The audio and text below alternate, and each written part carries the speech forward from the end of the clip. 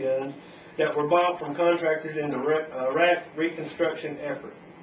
The Pentagon did not have the proper documentation, including receipts, vouchers, signatures, invoices, and other paperwork for $7.8 billion that American and Iraqi contractors were paid for phones, folders, paint, blankets, trucks, laundry services, and other items, according to a 69-page audit released to the House Committee on Oversight of Government Reform.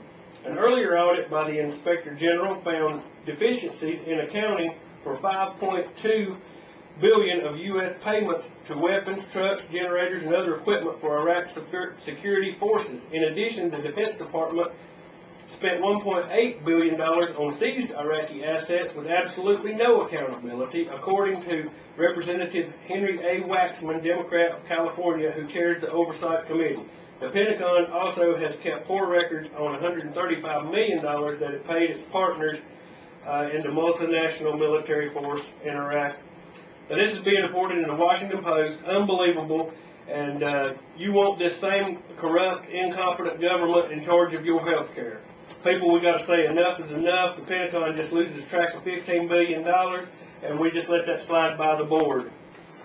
I got something else for you here I'd like to report that I promise you haven't seen anywhere else. An Arizona state senator who went public with questions over the official version of events of 9/11 has provided further details of her position and why she chose to make her views known.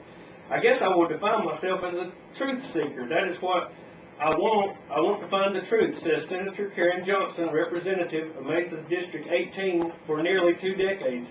In a short interview, the Republican senator explained that many Arizona legislature members have privately told her they agree with her position, but are too afraid and unable to start asking the same questions themselves. Johnson echoed her previous statements when she told Capitol reporters there are many of us that believe there's been a cover-up. There are so many unanswered questions regarding 9/11, and there's never would have even been a commission called for by Mr. Bush and the federal government if it had not been for the Jersey Girls, Johnson said, referring to the activist group of widowed mothers and wives from New Jersey and New York who have continued to question the events of 9/11. When Bush appointed Henry Kissinger, of all people, to head up the commission, those Jersey girls asked for a press conference with him. They went in there and started asking him about all the ties with the bin Laden family, and he backed down, she continued. So that's a story that we want to follow up on from time to time. And every week we get some email. This week we had several. They were complimentary. There's a couple that I wanted to read, and this one was from Scott. I was appalled at the story you did Saturday on the border with Mexico, last Saturday. I checked and it was true. Thanks for making me aware of this story. I had no idea this was going on our southern border. And Scott, I want to thank you, and we will continue to try to keep the public informed of the truth. Carrie wrote in and said, I listen every week, but I don't call in, but I wanted you to know I enjoy this kind of freedom being available on our local radio station, and thanks for reporting the real news. I want to thank you, Carrie, for getting involved, and feel free to email us with any suggestions or comments that you might have. Next week on The Real News, our guest will be local professor of economics, Mark Steckback. So tune in, and we're going to talk to him about our economic situation and what's going on in the world and what he thinks may be on the horizon short term and long term. And every week we do a poll, and this week the poll consists of those who are secretly working toward a new American Union. We got a phone call. Hello, are you with us today? Yes, I am. How you doing? Good. This is Keith. I just heard, I read in the paper, Record Landmark last Wednesday, and they had a little thing in there about Phil Redmond, and the money that he had confiscated last year in drug money, it was like $19 million. You know, and I'm sure that money is in the fund there, or whatever y'all was talking about that. But, you know, where does that money go? I mean, does the sheriff's department really need that much, you know? Huh, well, I'll be honest with you, Keith, I don't know exactly how that money is handled. When I know the story you're talking about, they found the money in the glove box of a rental car, and I read that story.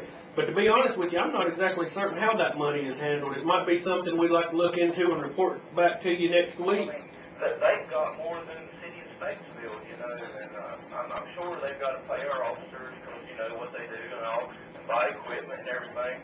And the same principle you was talking about the cars, you know, our city police, they're riding around in Chargers, you know, with Hemi motors, and do they need to be racing down the streets of Statesville, you know, endangering people's lives? You know, it doesn't make any sense, you know. There's a lot of stuff that everybody don't know, you know, people overlook, but the cops, the average pay they get is $20,000 to $27,000 salary, you know, a year, but they live in fancy houses, they've got 2 or 3 cars, you know, and it just don't make a lot of sense, you know. Well, someone here at the station is saying that they are able to use that money to buy vehicles and buy supplies for law enforcement. And I've been an advocate with coming high gas prices that it's time for our law enforcement and all of our departments, whether it be city or county, to move towards smaller vehicles. You can see in Europe and in other countries they've done that long ago. And the population, you know, the U.S., everybody's like 2% out of the whole world, but we use 20 or 30% of the fuel, you know. It doesn't make any sense. I just don't understand it. Well, I think you made some good comments today, and I appreciate you calling in, and feel free to call in anytime. Okay, thank you. Have a good day.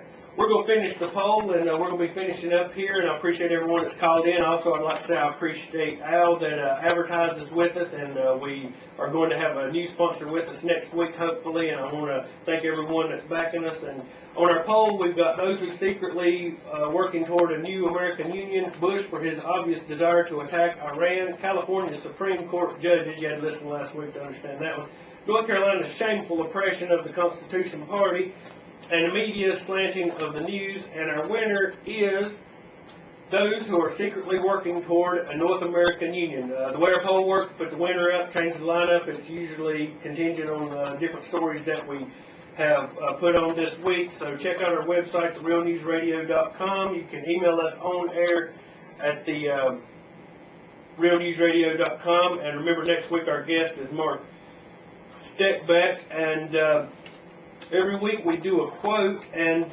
this week our quote is, "There is no more hopelessly enslaved people than those who falsely believe they are free." And that is Goethe. And our guest is going to be Mark Steckbeck. The website's therealnewsradio.com, and remember to email us on there at therealnewsradio.com. And until next week, this is Farron and Brian saying, God help us all.